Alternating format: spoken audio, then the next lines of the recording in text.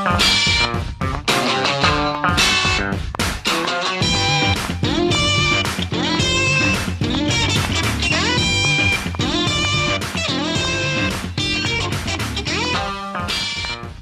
right, folks. Well, you're in for a treat when you hear that tune. It always puts a smile on my face to hear the rhythm and blues of Peter Trulin, because it's time for another week of the Rec Poker Podcast. I'm your host, Jim Reed, Bluffsterini in the home game and at Rec Poker Jim on Twitter. And I have the best freaking job in the world, talking poker with my friends here on the strategy edition of the podcast every Monday night while we steal each other's chips in the free nightly home game. I have to thank our sponsors, the Running Aces Hotel, Racetrack, and Casino. Find out more about them at runaces.com. Most of what we do here is free. We're a largely volunteer-based organization, so we depend on support from our sponsors and also from our premium members who take part in our training material and study opportunities for only $15 a month. So if that sounds like the kind of thing you'd enjoy, talking poker with friends and studying the same stuff as other people do, studying, celebrating, playing together, and having fun, then it's less than 50 cents a day here at Rec Poker, $15 a month, but you can get your first month for only $5 using the code RecPoker at checkout. Now, they let me host the show on Monday nights, but I'm just one man, and it takes a group, a gang, a crew to make all the magic happen around here. We call this group of wizards the Wrecking Crew. If you want to find out more about me and the rest of the Wrecking Crew, you can go to rec.poker/crew, or you can just listen up, and you'll meet a few of them here tonight on the show, starting with producing co-host Chris Jones. Well, I'm Chris Jones. You can find me 5b5 on Twitter or 5x5 in the Poker Stars home game. And I'm Keith Brandt. That's you'll find me at Monkey System just about everywhere, and I facilitate Monkeys off table tools here at Rec Poker. And I'm Rob Washam. You can find me as Rabman50 just about everywhere. And the first and third Wednesdays of each month, you can find me hosting the book study.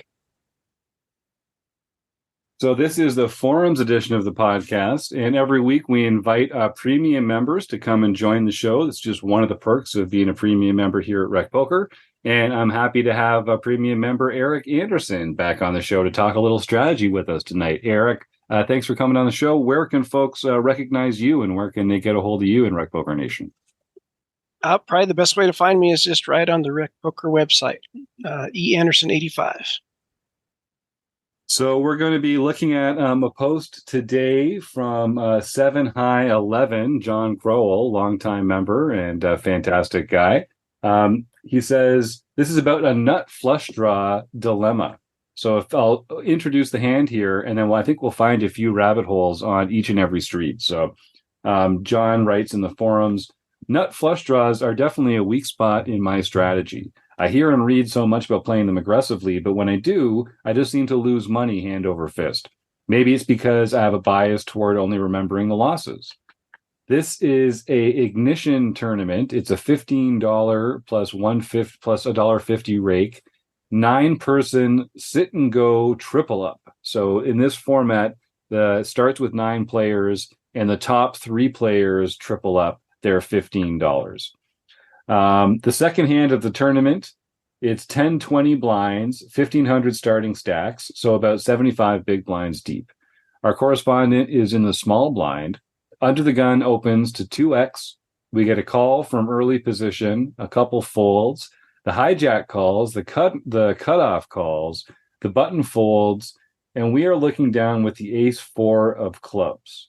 So let's start the action here. We're in the small blind.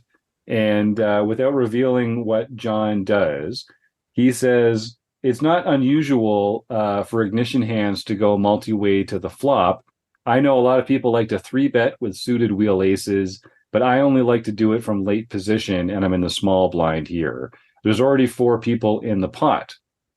John says, on this side, I'm likely to get at least 3 calls from a standard size 3-bet, and I don't think that's great for me out of position. Should I consider a really large 3-bet, a call, or even a fold?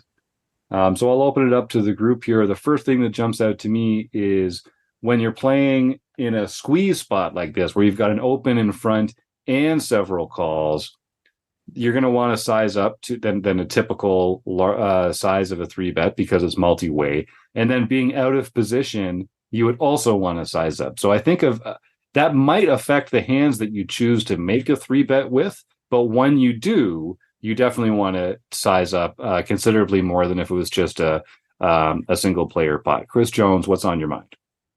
Well, the one piece of this that I want to just challenge John's thinking, or help us maybe think about this in a slightly different way, is he says, but I only like to do that from late position. And I guess my question would be why? I mean, I'd like to do everything from late position. I agree, because that's great, because then we get position as the hand progresses. But if I'm going to have the worst position at the table, um, I would like to take some initiative with a hand that has some nice qualities to it. Um, and yeah, I think so. I could fold this. I'd be okay folding this. I'm okay calling it too. It's a hand that plays fairly well. We have to know what we're getting ourselves into when we call and we go 5 ways. We're looking to hit a nut flush or a nut flush draw, really. Maybe a wheel or something, but we're not really looking to hit an ace. We're not really looking to hit, a lot of, like a 4 is kind of like, but I like to squeeze in these spots. I think there is a lot of dead money if we go big, and I think we can get people to fold a decent amount. And I want to maybe just ask the group here, because I think the other thing that we want to be thinking about is we're playing in a sit and go triple up.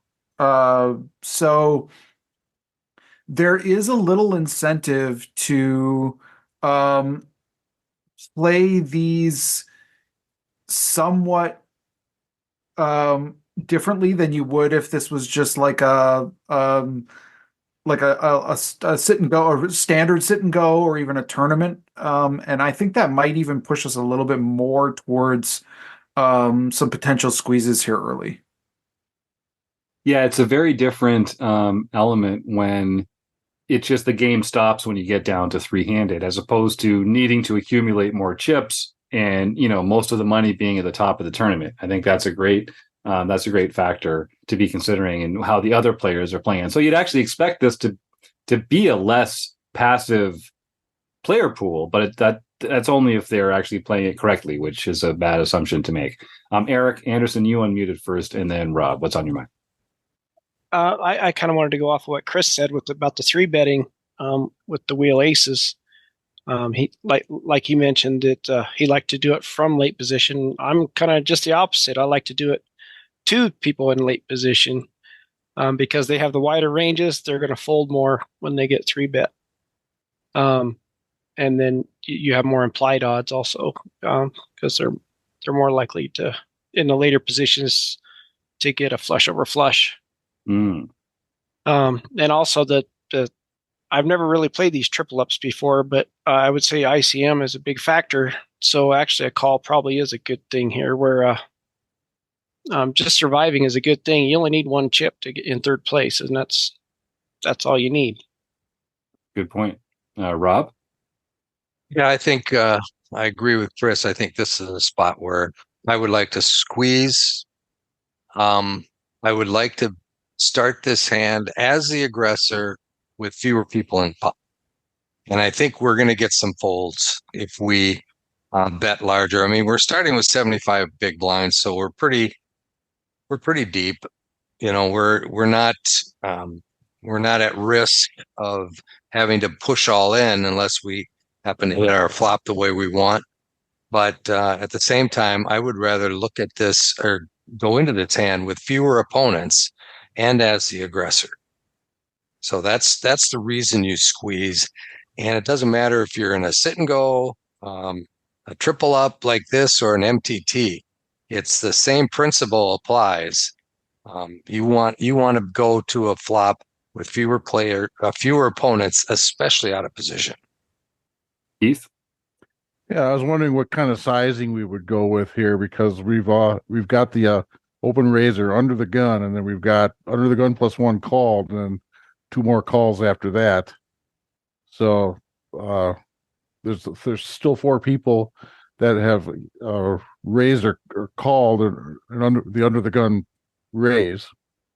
Nobody raised the under the gun raise, but and then the big blind is still yet to act. Mm-hmm. So we want to go pretty big. Yep. Our squeeze size. What kind of size were you guys thinking about? Chris? I'd go 15, 16 big blinds here. Probably 16.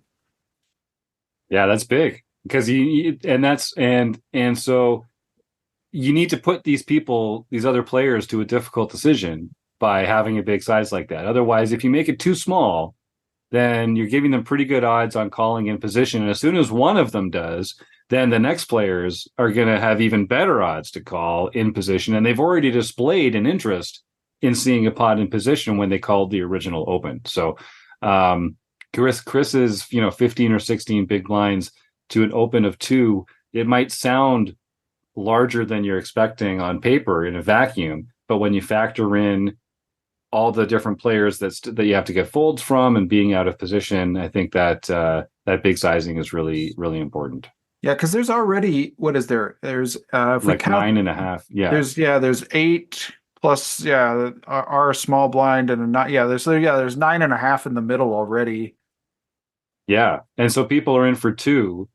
So if you make it let's say 16, then you're putting people to a very to a real decision. Now they're going to have to call an extra 14 big blinds to win a pot that's got about 23, 24 in there. So I really like the size. And I would be, John says that we usually go 4 or 5 ways in this, but I would be pretty shocked if that happened here. I mean, it could happen. People are fairly like, I want to see a flop, and they can be fairly, but honestly, that's okay too. This is a hand that does have some very strong nut ability in it, and I'm okay. Let's be the aggressor in a pot that's big, and that's okay too. Yeah, and we did. And it is a bluff, ahead, so it's great. It is a bluff, so it's great if we get a fold. We can take those 9 big blinds. Yep. Absolutely. And I always start my 3 bets with a pot size bet. You hit your hand 32% of the time. You bet a pot, you're giving them 33% odds. You really shouldn't 3 bet less than that unless it's later in the tournament. Keith, do you have something there? Yeah, and if we do get extra callers in this thing and we do hit, we could be close to winning this thing after this first hand. True. Yep. So I think when we were first talking about the hand, again, we just look at what you're getting on this podcast is a real-time reaction from our group to the material in front of us. When we first looked at it, I was thinking like 12 to 13 big blinds. I think Chris is right to size up a little bit. And so what's the smallest amount we would ever consider making this? I don't know. Is it 12? Is that even too small, Rob? 12 is the smallest. I was thinking 15. Yeah, but 12 would be a normal size, I think, in this configuration. But I like Chris's point of making it bigger, so I would probably go to 15 is what I was originally thinking. But 16 is right there. I like that because it doesn't. People can't call that as easily. And that matters in a spot like this with these multiple players. I think sizing up a little extra is actually really valuable here because I think it does increase your fold equity disproportionately for how many more chips you're actually putting in the middle. And the other thing is I do, I get frustrated too with some of these like passive games where people are just always calling you and you're just always going to hands 4 and 5 ways and you don't, but like, this is one of those times and spots where I think that sizing can start to reduce that. I think people are size sensitive in some cases, and I think this is one of those where I think we can go big and it can work. If this goes heads up or even 3-way, we've done a lot to help ourselves out. And go ahead, Keith. yeah, you're sending a message to those other players that made the call. You're going to punish flop bingo, and that's a good message to send. Yeah, especially early in the tournament, right? Yep. You can set the tone there. I also think, we mentioned at the beginning, if we are going to choose a larger sizing, that might mean that we 3-bet a narrower range. So we're not going to be doing this with all these different 3-bet candidates that we would make a typical 3-bet with. But you can't just do it with the best hands. And this ace-5 suited, ace-4 suited hands, they are the best candidates to balance that value 3-betting range. So I would encourage players, if you're thinking, oh, but there's no point in bluff 3-betting in the games that I'm playing in. I mean, okay, it's fantastic. Then it's a patience game, and you can just only hammer it when you have extremely high hands, if people are going to call all the time. But this is a really good candidate to take that spot to try and steal some of this dead money. And we chose this hand for a reason. It's got blocker value. It can make a straight. It can make the nut flush. So I think it's a good hand to consider when people do this. Any other thoughts on 3-betting? Yeah, Eric. Yeah. Well, just the thing to notice when you said that this is a game where there's no reason to 3-bet because everybody calls me. Those same people are the same people that'll never 2x the pot or 3x the pot. It's like if they're always going to call you and you have the nuts, just shove it. And if they're going to call you, they're going to call you. Right.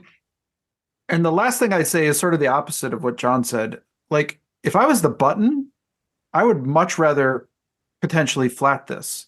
Whereas he said he only likes to do it from late position. So, like, I would rather flat this against 5 players and have ultimate position. Because the tricky thing about this kind of hand is when you nail this flop, you want to get paid. And if we hit our flush, it's so much easier to get paid if we have position against multi-way players than if we're playing 5 players and we're in the small blind and we hit our flush. Like, it's going to be so hard to get stacks in. It's just people get scared of flushes and whatever, and that's why I think it's actually this, because we're in the small blind, it makes it a much more compelling squeeze spot to me. Yep. And I would say that so we talked before about 3-betting some, calling some, folding some. Unless I knew the player to my left was very aggressive and likely to take this squeeze spot if I called, that's the only reason I could see myself folding in this spot. If I'm able to actually get to a flop with a hand like this, then there's an argument for 3-betting that we've all talked about here. And I think you can call as well sometimes. But you, like Chris mentioned at the top, you have to think about this. You're sort of playing it like a pocket pair. You're either going to make 2-pair, a flush draw, or a flush, or trip 4s, I guess. But those are the only ways that you're going to feel good about continuing. So it's sort of like you're not set mining with a low pocket pair, but you're like flush mining, or very strong draw mining. And if you don't make those kind of hands, well, you know me, Chris. Strong draws are basically a made hand, as far as I'm concerned. Sometimes I prefer them. And Chris is saying he'd rather do that in late position because it's easier to extract value. It is. And I know some players don't like to bloat the pot out of position by 3-betting in spots like this, but we've already made the arguments for 3-betting. But yeah, you could fold if the player to your left was very active, or if you want to call, I don't mind that every once in a while. Do anything else before we get on to the flop? We found about a 15-20 minute rabbit hole for the pre-flop action. So John does call and talks about his hesitance to squeeze in this spot because it's likely to go multi-way. And again, the last thing I'll say about that is it's likely to go multi-way no matter what. Would you rather go multi-way with range advantage? And if players are just going to call all the time, what that means is that they get post-flop with weak ranges if they don't fold pre-flop to 3-bets. Which means that they don't hit a lot of flops, which means that you can take it away on more flops when players do continue with weak ranges. So them calling your 3-bet isn't always the end of the world. It just means that they get to a future street with a weaker range that maybe you can take it away there.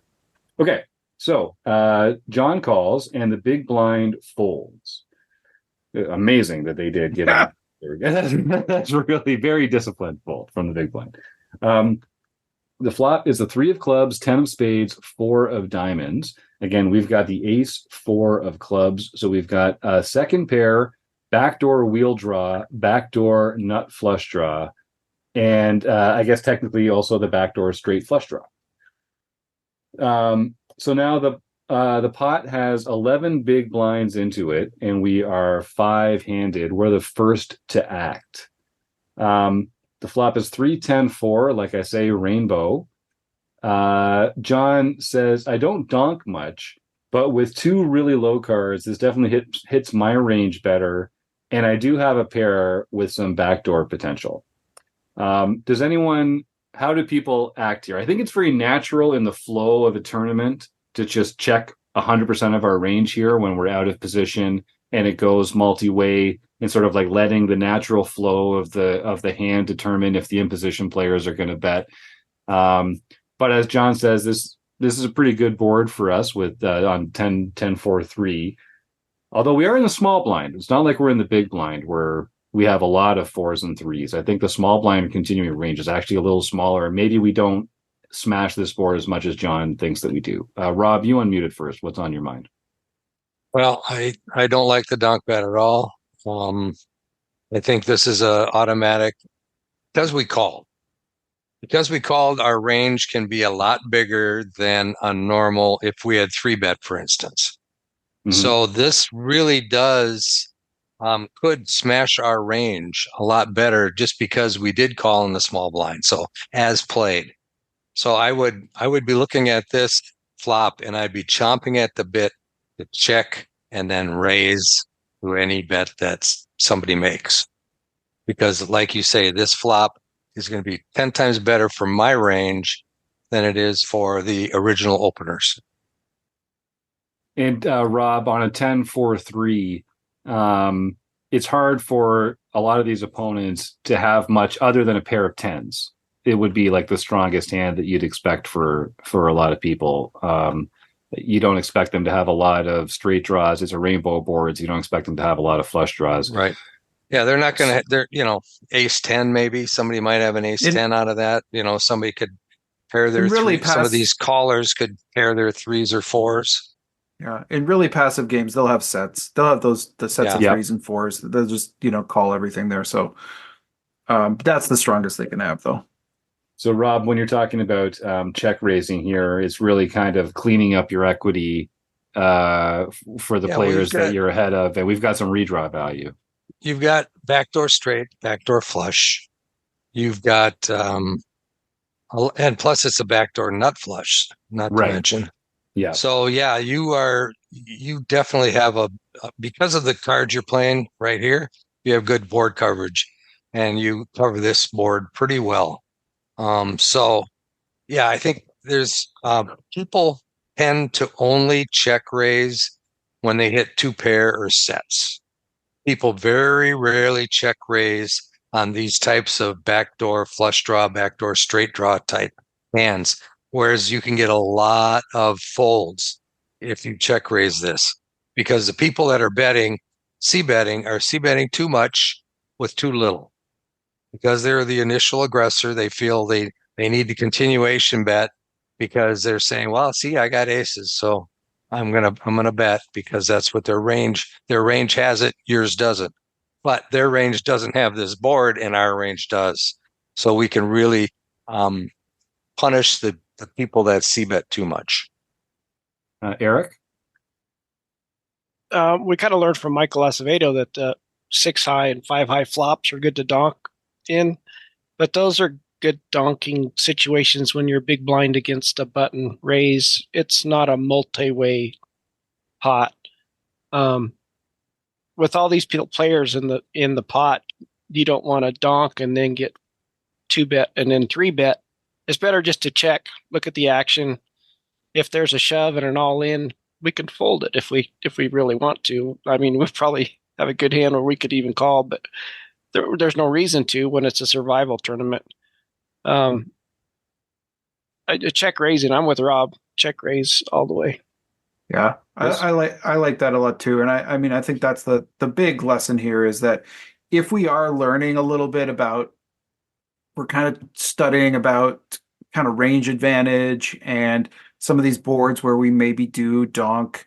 Um, we want to be really cognizant of that study and not start to apply it in places where it doesn't or can't belong. And there are boards where we as somebody in the blinds can donk out, and it can be like a very effective strategy, and it can really throw off our opponents. But it is, and I repeat, it is not a thing that we should be doing in like multi-way hands, especially 4 and 5 way hands. Um, we're the first to act here, and we're going to just be in such a better position here if we take a spot like Rob's discussing about like a check raise here. The thing I like about a check raise is it's hard for somebody to re-raise us, and on any deuce, any five, any ace, any four, and any Club. well, we have clubs, right? Any club, um, we can continue that story after a check raise. And that you might say, well, the same's true if I donk, right? But the problem with donking is that um, we open up the opportunity for our opponents, I think, to raise us. And we should, unless we're going to be donking with like our entire range here, I think this is a spot where we really just don't want to be finding these kinds of spots. We want to let the action play out a little. The more multi-way a hand becomes, the more we want flow. We want to let it play within flow towards position because we want the hand to sort of identify and the ranges to sort of solidify a little bit more. It helps us gain a little bit more information as the person with the least amount of information at the table. And I mean, kudos to John for really considering all his options here. And I think that's something that John's come a long way as a player when it comes to sort of thinking about what are the available options available and thinking multi streets and examining everything in front of them. Because a lot of people do just sort of reflexively act, especially in spots like this. So I like that he's sort of pressing the edge of the envelope a little bit. Is this a spot where we ever donk, or is it just it's multi-way? It's like even though it's a pretty good flop, we should just be play a little more straightforwardly. My take is like in a 3-way pot, there might be a few donks. In a 4-way pot, I'd say, and you're in the like the small blind, that's where it stops. I mean, like you just don't. You just basically have 100% check at that point. I just don't think you're ever gonna. I just don't think that's gonna be productive for you very much of the time. And what we're really doing is we're just comparing it to every other available action. And I think what we're saying is in spots like this, we'd rather just include those hands that we're tempted to dunk into an already built and robust check raising range instead. And maybe that would be different if this was a heads up pot or something. But okay, so that's great because I want to see if there were any donking candidates like, 5-6 or with a backdoor flush or something like that. But I think in multi-way, that one tip that you hear from people is just to sort of play a little more straightforwardly. Keith, did you want to add something there before we move on to the turn? Yeah, I think that his assessment of his opposition has a lot to do with what he should do here too. As far as the check raise goes, if he was playing against in higher stakes against competent players in these multi-way pots, you need to protect a check raising range as well. You might want to just check call a lot of 2 pairs or sets and go with a check raise with something even higher, because if you are caught check raising with hands like that, then what do you have when you only call? You're going to get blown out of a lot of turns. Yeah. But with opponents like this, I think you can get away with it more. Nice. All right. So John does donk. He leads 4 big blinds into a pot of 11. And under the gun calls, early position calls, and the other 2 players fold.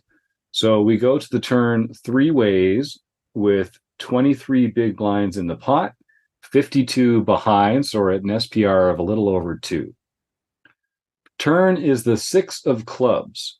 So we pick up the nut flush draw on the turn, and the board is 3, 4, 10, 6, 2 clubs.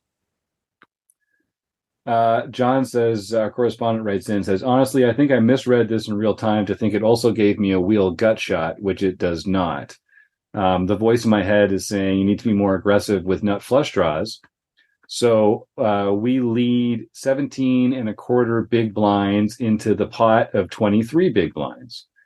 So I think, I like it. If you're going to be bluffing in spots like this is a good card for us. I like that we are making a non-trivial sizing when we choose to do this. Again, this feels like, and we have to consider as played when we donked the flop. If we had checked the flop, maybe it gets checked around, maybe it gets bet, and I think we take that opportunity to check raise that we were talking about. That would kind of change the SPR here in either of those cases. So I guess before we get into the results, does anyone have any thoughts on leading versus checking when we pick up the draw equity on the turn? That is kind of, I think, the bulk of what John's getting at here in his question. We've picked up equity. Now we've got the nut flush draw. Should we speed up or slow down? Eric, what are your thoughts? Well, I think just this continues our story. This is why we bluff with equity. If you bluff the flop with equity, the reason you can continue with your bluff when you pick up equity on the turn. And the object of poker is to get your stacks in with the nuts. That's the object of this game. We have the nut draw, and we picked up, we're picking up equity. We need to figure out how to get the money in the pot when we have the nuts on the river. And the best way to do that is to lower the SPR to where we can shove the river when we get the nuts. Rob? I think this would have played out a heck of a lot better had we check raised, obviously. But as played, I didn't hear the question, what did they call me with? Mm-hmm. And that right there would tell me that, hey, I just picked up a lot of equity, but I don't have a hand yet. They called me when I bet out 4 big blinds into, a little over a third of a pot. And 2 people called me. So what'd they call me with? They call me with draws. They call me with 10s. They call me with 6s. They're going to call with those hands that may have connected somewhat with this board. And even though we do have the nut flush draw, that's not enough for us to go to battle with. I think it would be much better to check here and consider the size of any bets that come before we committed any more chips. And Chris? One of the things I want to jump in there, because I love the way Rob is thinking here. What did they call me with? And so let's put those into some two categories of hands, right? There's like the hands that are value that are beating us, which are primarily 10x. There might be some sets in there, but they're primarily 10x. And they are hands that were draws. Well, there's something about nut flush draws as we get later in a hand, like early on in a hand when we have a nut flush draw, that when the refrain that John said is I've heard, or the voice in my head is saying you need to be more aggressive with nut flush draws. That is sort of that's something you should maybe be thinking as kind of the earlier in the hand, the more that's true, right? The later in a hand, the more this kind of hand actually starts to have some value. Now, this has even more value than a typical nut flush draw because we have a nut flush draw and a pair. So we are beating all of those draws at this point. We have a ton of equity getting ourselves to a river, I would like to take both the pair and flush equity that I have, being that I'm out of position, and check this back, or check this and see how this hand progresses with these other two players. Because, well, I guess the question we have to ask ourselves is if they have the value portion of that range, they've got sets or 10x. How much are we betting that they're going to fold those, especially in a game like this where people are playing flop bingo and now they've hit bingo? Um, uh, I mean, I don't know that they would fold to a shove. Maybe they would, but I don't know. So I would much prefer a check here. Yeah, we talk on the show from time to time about like good bluff spots. And I think we identified this flop as sort of like a pretty good bluff spot in a vacuum. Like it's a board that is hard to hit. There's not a lot of natural draws on it. So when we went for our semi bluff, it was a good spot. When people continue, you have to think about what that means. It means that they folded a bunch of their error that was in their range because we identified that they had a bunch of error and we made a small bet and they folded. So when they continue, what does that tell you about their continuing range? Well, it's going to be a lot stronger now. And it's going to be mostly weighted towards made hands. So like this reeks of a 10x hand. And maybe pocket nines or pocket eights or pocket sevens or something in there as well. And if it, yeah, the other thing is if it's really passive, like maybe they've got something like ace jack or something that, like some sort of hand that they're just hanging on. They've got two overs and they're calling flops. But then I would say if we want to try to get rid of those hands, we can bet small, and not bet as big as we did here. Yeah.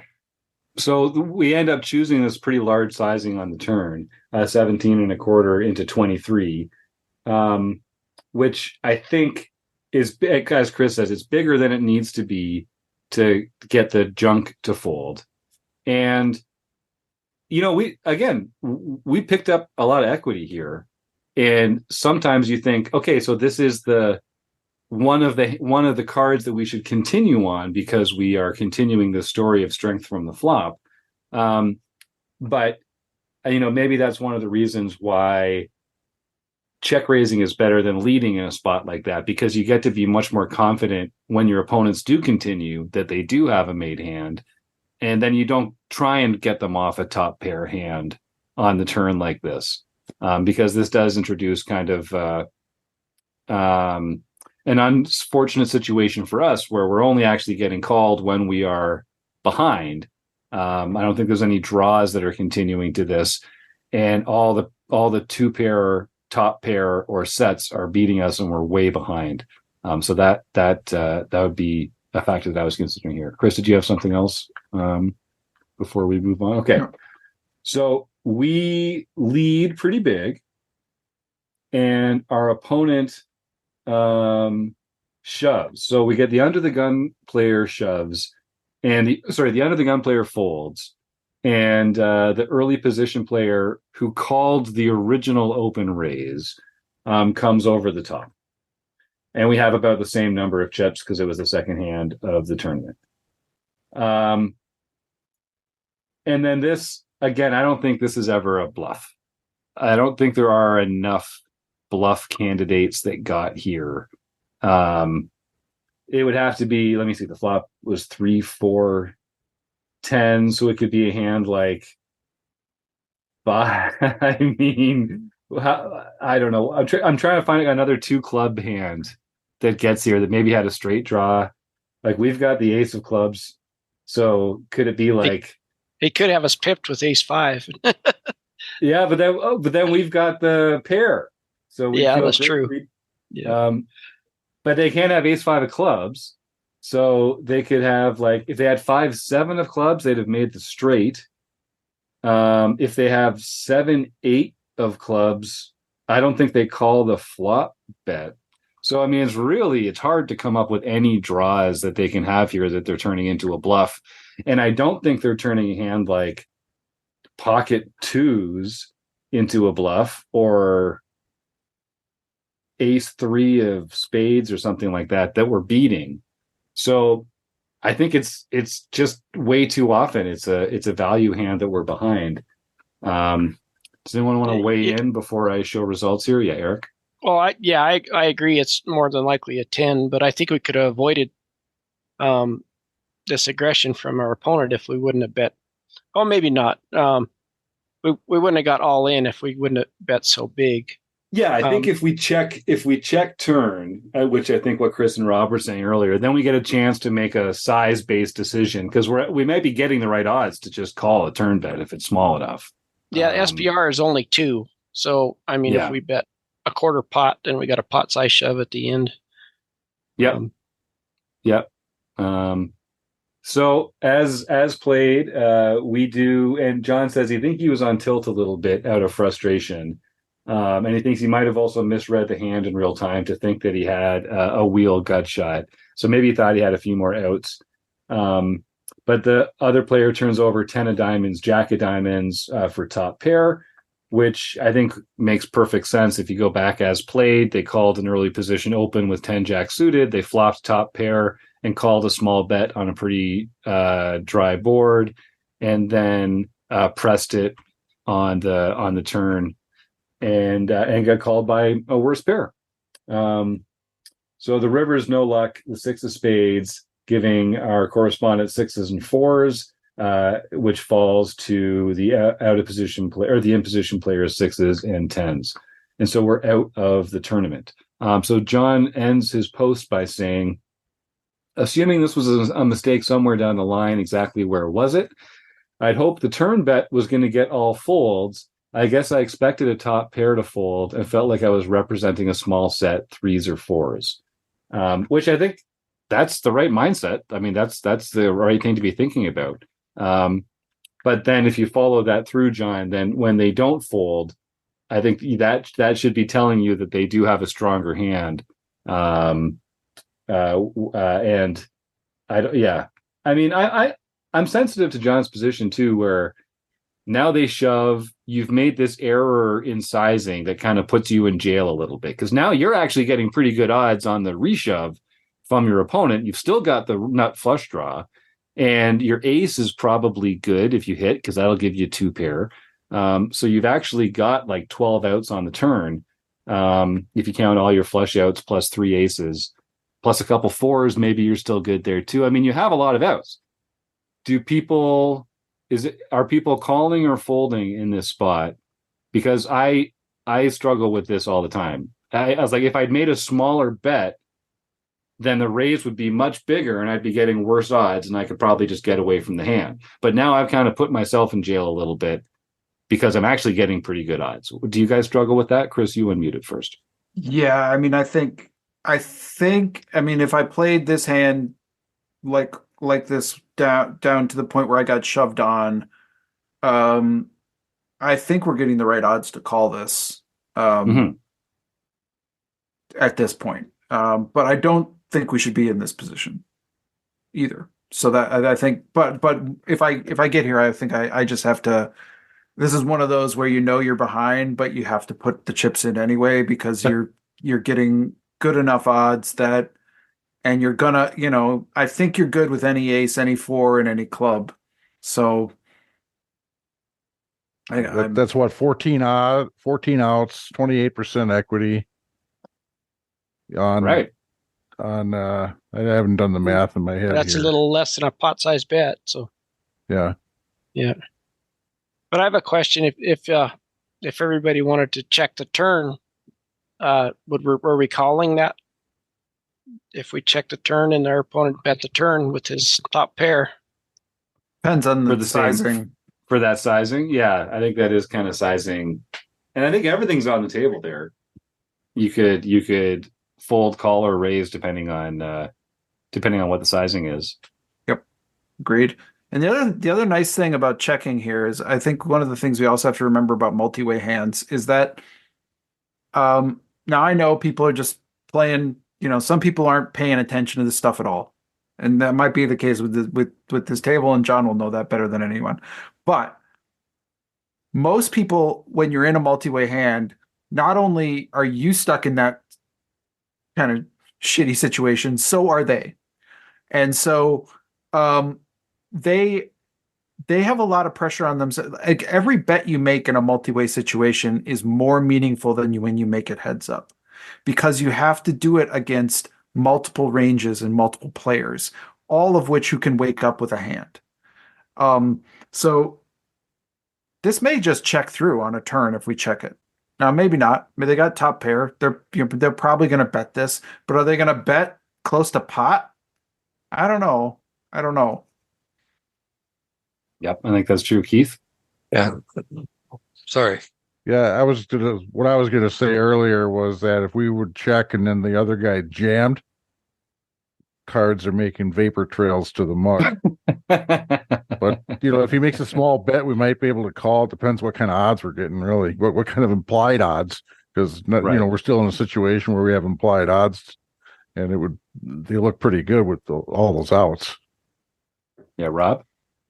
Yeah, I was just going to say one thing that people I don't think realize either in a multi-way pot is you can't look at your hand as in a unique situation and say, I have this much equity with this hand, because your equity is spread amongst everybody at the table that has a hand.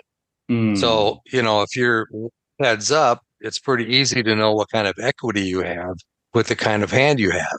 But when you have to dilute that over 4 different hands or 5 different hands, whatever it is, that dilutes everybody's equity.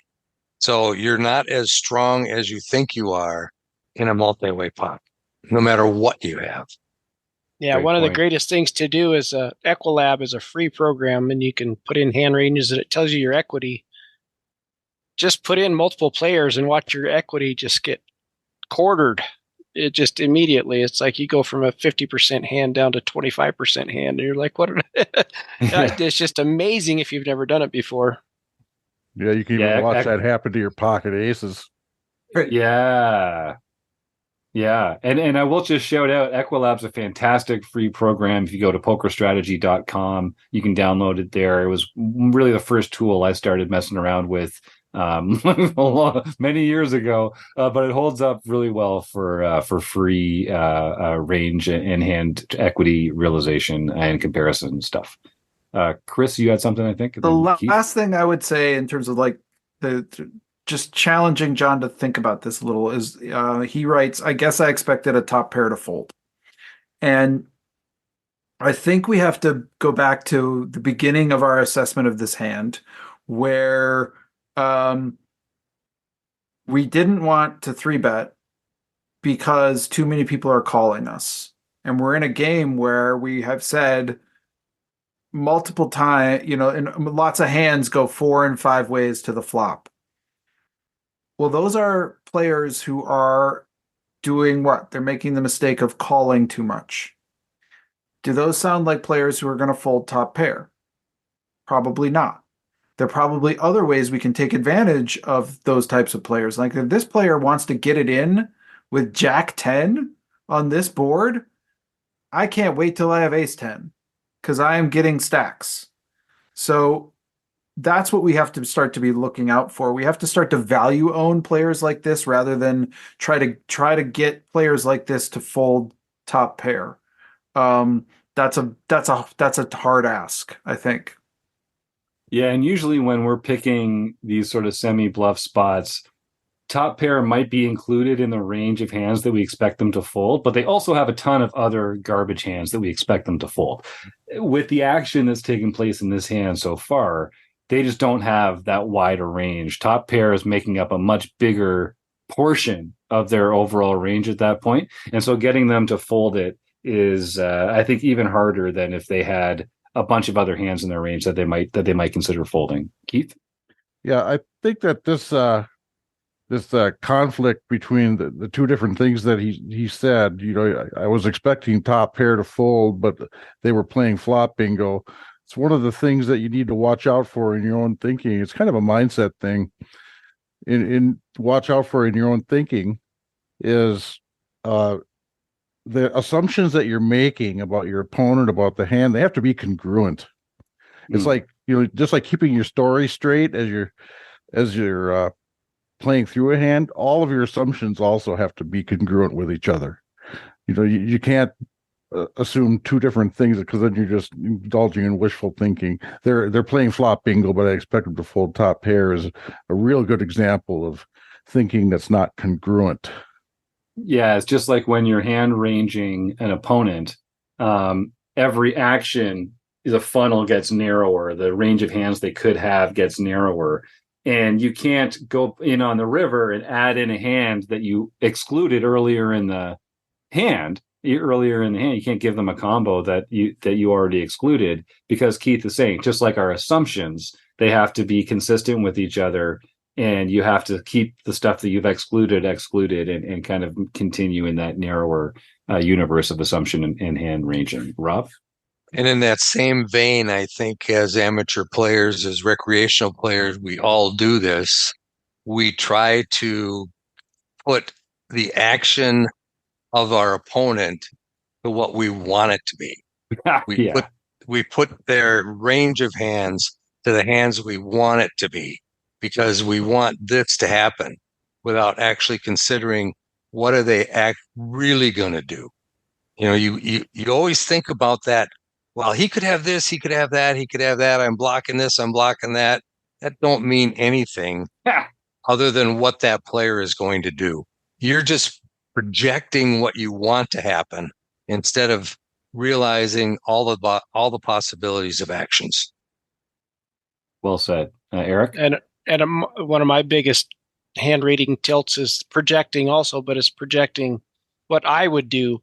Well, I would do this in this hand, so he's probably doing this. Well, he's not thinking that way. He's either 2 steps ahead of you or 2 steps behind you, probably. That's a great way of thinking about it. It's true. It's true. And sometimes we bring these like fancy plays, not fancy plays, but like sophisticated plays, like, semi bluffs and turning a made hand into a bluff. These are sophisticated techniques that sometimes they're a little too sophisticated for the opponents that we're playing against. And you can kind of just, level yourself a little bit. Just bring a rock to one of these fights against some of these players and just club them with a rock. That's as sophisticated as you need to get. Just hit value bet large with value hands. And sometimes it's just even good bluffing candidates, your hands. It might just not be as good a spot for it, because it's just not the right fight to bring that weapon to. Keith? Yeah. Sometimes when I'm about to make one of these mistakes where I'm engaging in wishful thinking, or my thought process isn't congruent or something, once in a while I get that little voice inside my head that says, he's got a 10 and he ain't gonna fold it. I'm learning. I haven't got there yet, but I'm learning more and more to listen to that little voice. Yeah. Because that little voice, as you get more experience, is going to be right more often. It's true. So listen to that. Yeah. The more we play, the more experience we get, the more experience our gut gets, the smarter our gut is, the more it's paying attention to the right things and helping us out with judgment calls. So don't feel like you're not. This is something that we've talked about before on the show. Listen to your gut. It doesn't mean you're not being analytical. You might just not be factoring in all the information that's available to your gut. The more you play, the smarter your gut gets. So trust your gut. Some fantastic work here in the forum post. We're just scratching the surface of this one, but there's a lot of really interesting factors to cover. I'd encourage our listeners, if you don't need to be a premium member, you don't even need to be a community member. I'll include the link to this post in the show notes. Just click on it, and you can see everything else that John has to say about his play. He also does run this through Flopzilla, and against in this exact spot, he does have a lot of equities. I'm not sure if it's exactly enough to actually make the call, but in this exact spot against this hand, it is that kind of blender situation that we were talking about, where now that you're in this position, it might actually be the right odds to call, even though you're going to lose the tournament a bunch. So the real key is to earlier in the hand, avoid putting yourself in the position where calling is the right play, which is something that I think we all can work on. There's some really good responses here from Jamel, from Binkley, some good responses from John. Eric weighs in and shares a table of geometric bet sizing. I really encourage our listeners, if you like the way that we talk about poker, come check out the forums for free. Just part of being a free member here at Rec Poker. And I'd also say a lot of the Wrecking Crew members work as private coaches with members of our audience all the time. It's something that we love to do. If you're listening along and you think, oh, I like the way that this group thinks about poker and talks about poker, you can go to rec.poker/coaching, and you'll find all sorts of different Wrecking Crew members, all available to work as coaches in whatever capacity you like, over Zoom, hand history reviews, database reviews. Lots of people that just love working with beginner and intermediate players like you. And there's really nothing like working with someone individually to bring some accountability, some structure to your studies, and to shine a light on the path ahead to help you get to the next level as quickly as possible. So on behalf of everyone on the Wrecking Crew, I hope some folks head on over to rec.poker/coaching and find someone to work with. And I want to thank Eric Anderson, Chris Jones, Rob Washam, and Keith Brandt for joining me in the booth for this podcast episode. Of course, the Running Aces Hotel, Racetrack, and Casino. We couldn't do it without you. And 7high11, thanks for posting in the Rec Poker forums. And you, the listeners, thanks for tuning in from home. We'll see you again next week on the Rec Poker podcast. Have a great weekend, everybody.